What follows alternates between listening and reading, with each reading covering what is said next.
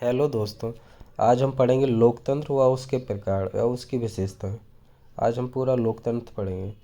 तो Abraham Lincoln ने लोकतंत्र की परिभाषा दी थी कि जनता के द्वारा जनता के लिए शासन। ये परिभाषा आपने कहीं ना कहीं सुनी ही होगी। ये जो कि लोकतंत्र की परिभाषा है। जैसे लोकतंत्र होता क्या है आम शब्दों में, ऐसा तंत्र जिसमें जनता का शासन हो। लोक यानी जनता, तंत्र माने शासन, यानी जिस सरकार में जनता का शासन होता है वो लोकतंत्र कहलाती है। या जिसमें ना कहने का हक जनता के पास हो, ना कर कहने का। जबकि राजतंत्र में ना कहने का हक जनता के पास नहीं होता, पर लोकतंत्र में ना कहने का हक होता है। इसकी विशेषताएं क्या क्या हैं? जनता की इच्छा सर्वोच्च होती है, यानी जो जनता चाहेगी वही लोकतंत्र में होगा।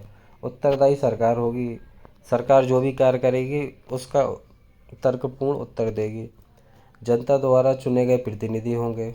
वयस्क मताधिकार, वयस्क का मतलब 18 वर्ष की आयु होने पर मत देने का अधिकार प्राप्त हो जाएगा। बहुमत द्वारा निर्णय होगा, कोई भी निर्णय लेने से पहले चुनाव होगा यानी मतदान होगा, और बहुमत लेकर ही उस चीज़ पर कोई कानून बनाया जाएगा या निर्णय लिया जाएगा। निष्पक्ष न्यायपालिका होगी, संवैधानिक सरकार होगी। ठीक है, तो ये इसकी लोकतंत्र की विशेषताएं थी। अब हम पढ़ेंगे लोकतंत्र के प्रकार। तो लोकतंत्र के 3 प्रकार होते हैं: जनता व शासन के आधार पर, विचारधारा के आधार पर और राजनीतिक दलों के आधार पर। तो जनता व शासन के आधार पर लोकतंत्र 2 प्रकार का होता है। प्रत्यक्ष शासन, प्रत्यक्ष शासन में जनता सीधे सीधे शासन करती है, मतलब जनता ही, जिसमें राइट टू रिकॉल वाली व्यवस्था होती है, जनमत संग्रह होता है, वह पहल। जैसे कि प्रत्यक्ष लोकतंत्र हमारे यहाँ स्विट्जरलैंड में देखने को मिलता है, या जहाँ जनता से जनमत संग्रह कराकर ही कोई कानून बनाया जाता है। जबकि अप्रत्यक्ष शासन, अप्रत्यक्ष लोकतंत्र भारत में देखने को मिलता है। यहाँ अपन अपने एक प्रतिनिधि को चुनकर सरकार में भेजते हैं, वह हमारी तरफ से निर्णय लेता है। दूसरा, विचारधारा के आधार पर। तो विचारधारा के आधार पर 2 प्रकार के होते हैं: उदारवादी लोकतंत्र व समाजवादी लोकतंत्र। उदारवादी लोकतंत्र की क्या क्या विशेषताएं होनी चाहिए? कि इसमें एक से ज़्यादा दल हों, वयस्क मताधिकार हो, निश्चित कार्यकाल हो, निश्चित निष्पक्ष चुनाव हो, गरिमापूर्ण जीवन जीने की स्वतंत्रता हो। ठीक है। समाजवादी लोकतंत्र की क्या विशेषताएं होनी चाहिए?